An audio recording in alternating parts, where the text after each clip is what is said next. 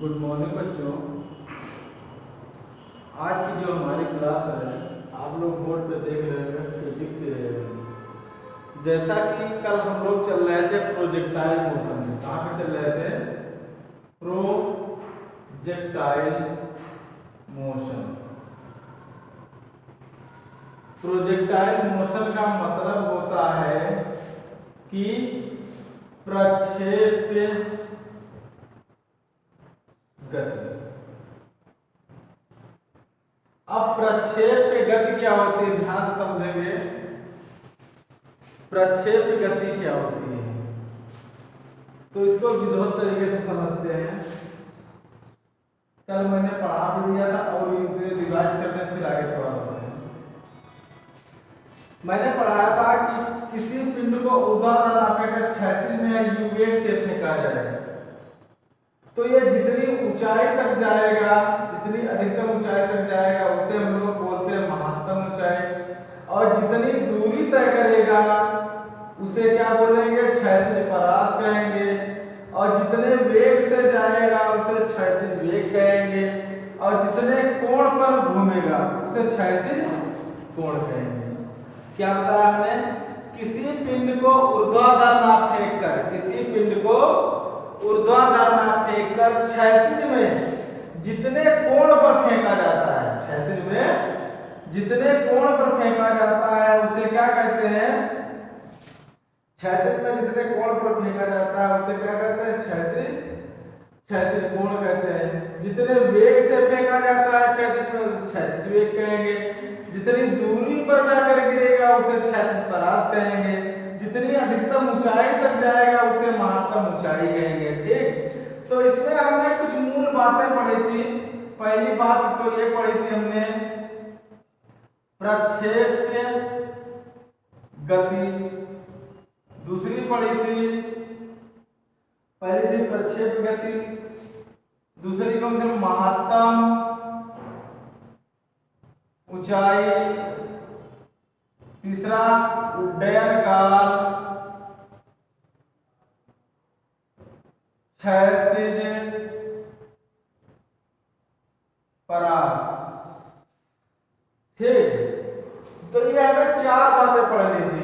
तो इसमें साथ हमने दो बातें पढ़ ली थी ना, दो बातें। तो इसको एक बार फिर से हम लोग देखते हैं। प्रक्षेप्य गति क्या होती है? किसी पिंड को ऊर्ध्वाधर नाप फेंककर क्षैतिज में जितने वेग से फेंका जाता है उसे हम लोग क्या कहते हैं? प्रक्षेप्य गति कहते हैं। फिर इसके बाद था महत्तम ऊंचाई।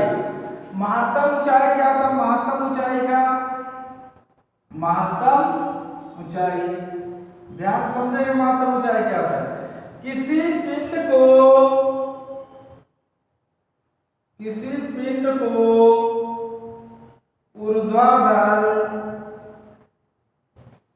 ना फेंककर क्षैतिज में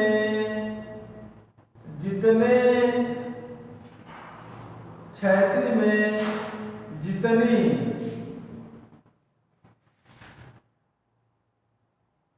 अधिकतम ऊंचाई तक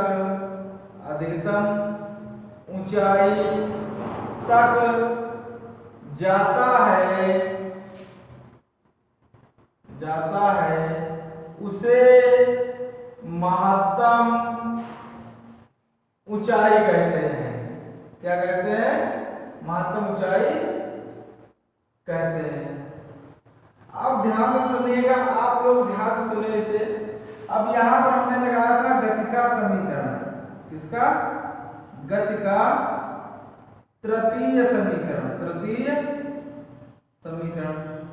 अब गति का तृतीय समीकरण क्या होता है? v² बराबर u² प्लस, अब नीचे से ऊपर जा रहा है तो ध्यान समझेंगे, यहाँ पर क्या आ जाएगा? -2g गुरुत्वाकर्षण के कारण जाएगा। अब जब वो चीज ऊपर से नीचे आएगी तब गुरुत्वाकर्षण, ये नीचे से ऊपर जा रहा है तो यहाँ माइनस। अब वो चीज जब ऊपर से नीचे आएगी त्वरण क्या हो जाएगा? त्वरण ना रखे क्या बन जाएगा? गुरुत्वीय त्वरण बन जाएगा। अब u से फेंका जा रहा था तो इसका एक ये घटक बन गया u cos थीटा, और ऊर्ध्वाधर घटक क्या बन गया, u sin थीटा। अब ध्यान दीजिए ऊर्ध्वाधर फेंका जा रहा है u वेग से।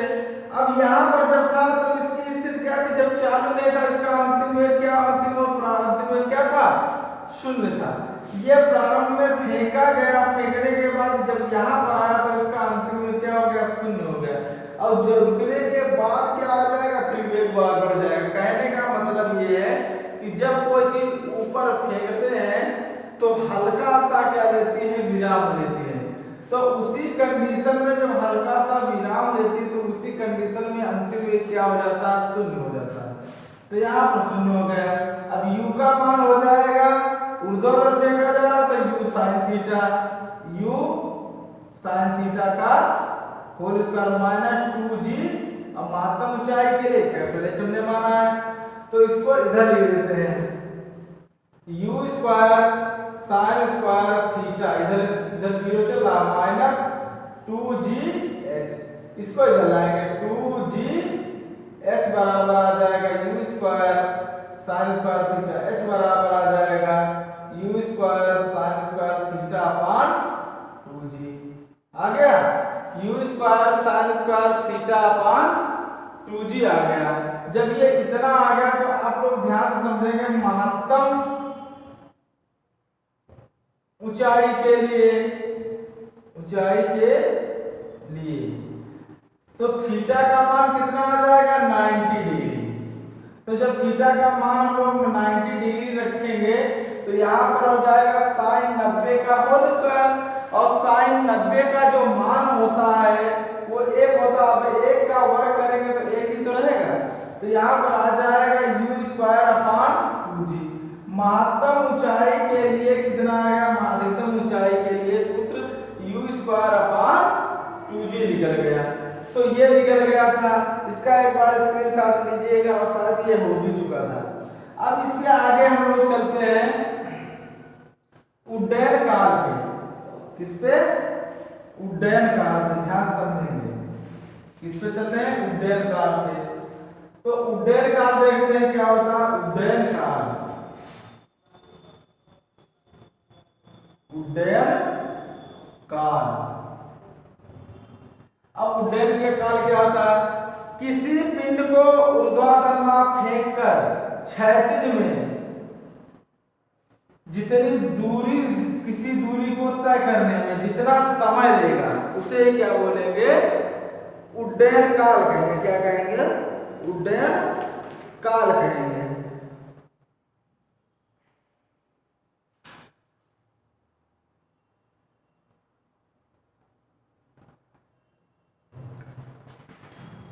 देखिएगा, किसी पिंड को क्या करके, किसी पिंड को ऊर्ध्वाधर नापेकर क्षैतिज में जितने वेग से फेंका गया और फेंकने के बाद वापस आने में, मतलब जाने में और वापस आने में, ये गया और फिर आया, जाने पर और आने में जितना समय लगता है उसी को क्या बोलते हैं, उड्डयन काल कहते हैं। मतलब क्या हुआ कि किसी पिंड को ऊर्ध्वाधर ना फेंककर क्षैतिज में जितनी वेग से फेंका जाता है, जितने वेग से फेंका जाता है, फेंकने पर जो टाइम, जो अपने जिस बिंदु से गया, जिस बिंदु पर गया और जिस बिंदु वापस आया, मतलब जाने का समय और प्लस वापस लौटने का समय जो होता है वही क्या कहलाता है, उड्डयन काल कहलाता है। तो इसकी डिफिनेशन क्या होगी, किसी पिंड को प्रक्षेपित करने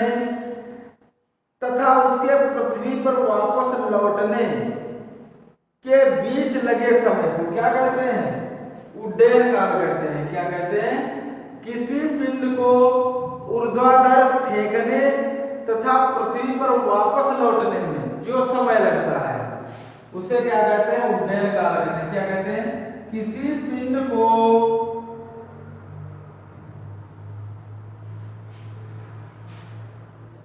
फेंकने तथा वापस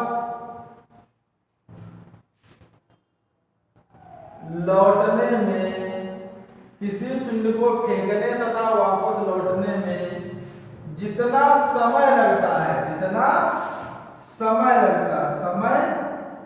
लगता है उसे क्या कहते हैं, उड्डयन काल कहते हैं। क्या कहते हैं, उड्डयन काल कहते हैं। ध्यान से समझिएगा। अब पहले हम देख रहे हैं जाने का समय देखते हैं। तो गति का प्रथम समीकरण, गति का प्रथम समीकरण ध्यान से समझेंगे। गति का प्रथम समीकरण होता है v बराबर u माइनस gt। अब ऊर्ध्वाधर फेंका जा रहा तो वेग की अंतिम वेग तो शून्य होगा, ये होगा u sin theta minus gt। अब gt इधर डालेंगे, gt बराबर आ जाएगा u sin थीटा, तो t बराबर आ गया u sin theta upon g, u sin theta upon g। ये t निकल गया। मगर हमसे टाइम नहीं पूछ रहा, हमसे पूछ क्या रहा है, हमसे पूछ रहा उड्डयन काल।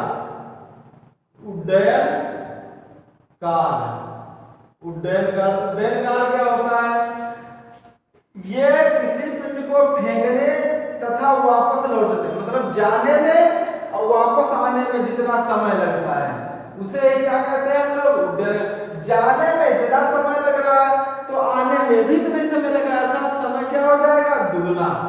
तो ये टाइम का क्या हो जाएगा, दोगुना।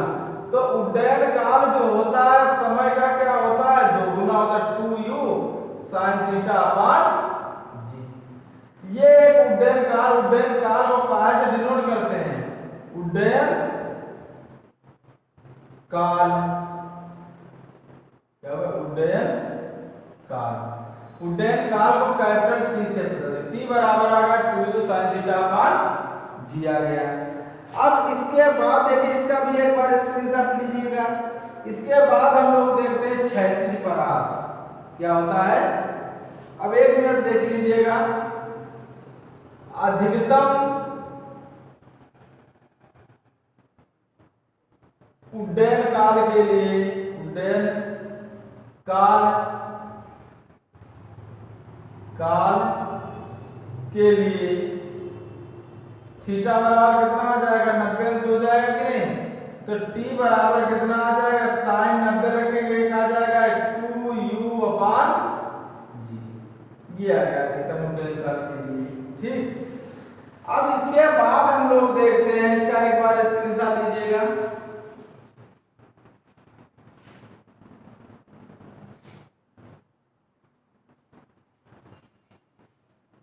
इसका स्क्रीनशॉट ले लिया। अब इसके बाद देखिएगा, इसके बाद क्या होगा, क्षैतिज परास।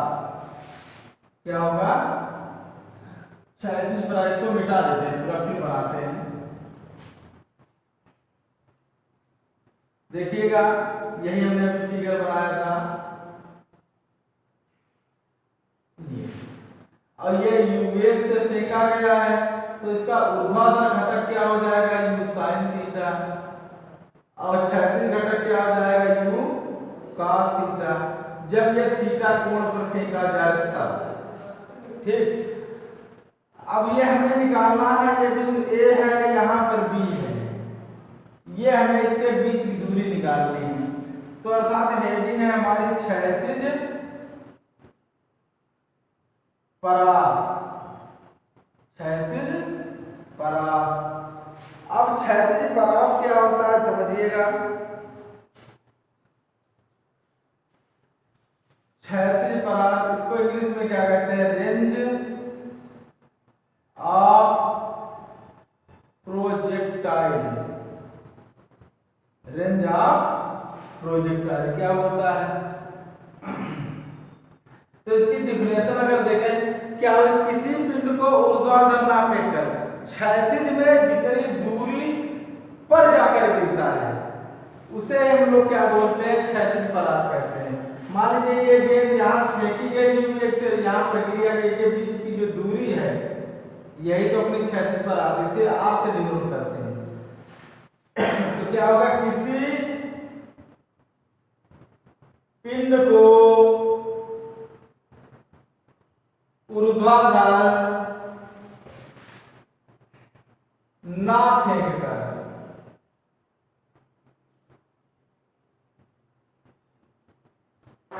क्षैतिज क्षैतिज में जितनी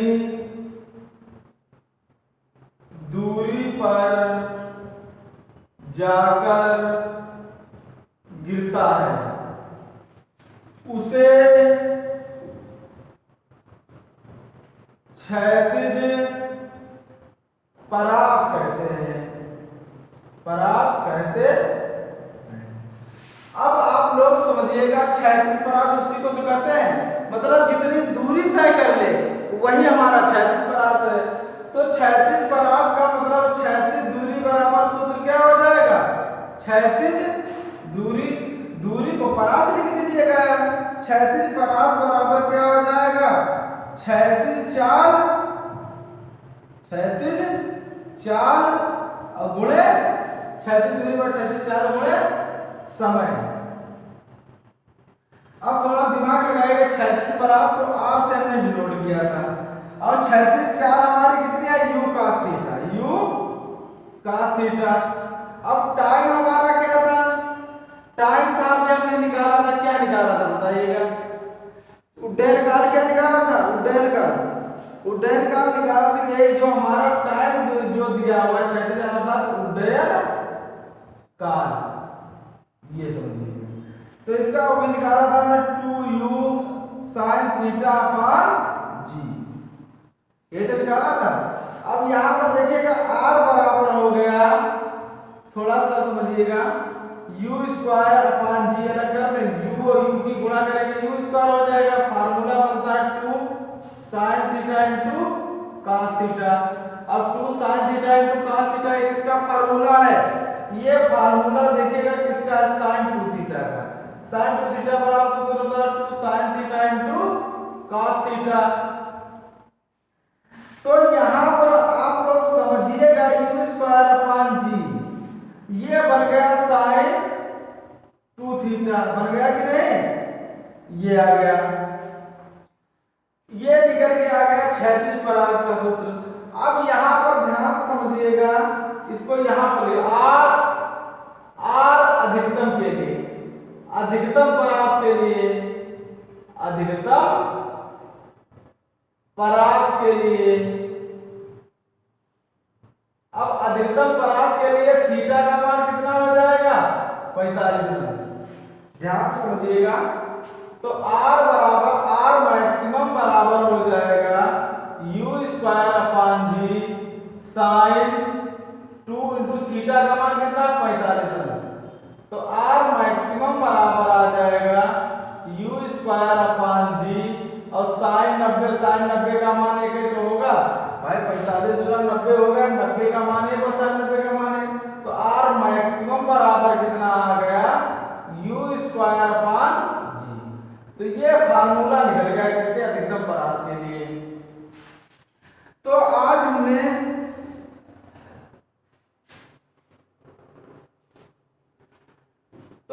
हमने देखा कि यहाँ पर जो हमने पढ़ा क्षैतिज परास, क्षैतिज दूरी, क्षैतिज चाल, ठीक। तो ये हमने चारों पॉइंट पढ़ लिए, ठीक।